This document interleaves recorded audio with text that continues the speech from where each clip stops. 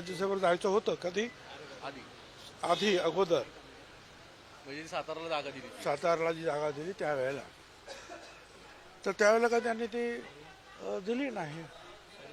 मला सांगितलं की नाही, तुम्हाला लढायला पाहिजे, तुमच्याशिवाय येवणार नाही, आणि तुम्ही लढत असलात तर मग अधिक पार्टीला जोमानं पार्टी आपली पुढे जाईल.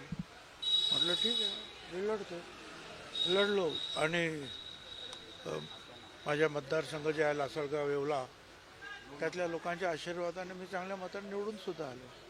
सर सगळ्या गोष्टीमध्ये आता दोन गोष्टी चर्चा सुरू आहे की आपल्याला राज्यसभा देणं यात काय आपल्याला इंटरेस्ट आहे का पक्षाकडनं किंवा काही सांगण्यात राज्यपाल? आलंय तसं? असं आहे ना, आता काय होतं, मी त्यावेळेला त्यांना सांगितलं, मला ताबडतोब का मी जाऊ शकत नाही. माझ्या मतदारसंघाच्या मतदारांबरोबर ती प्रतारणा ठरेल, त्यांचा तो विश्वासघात ठरेल. कारण राज्यसभेवर जायचं तर मला विधानसभेचा ताबडतोब राजीनामा द्यावा लागेल.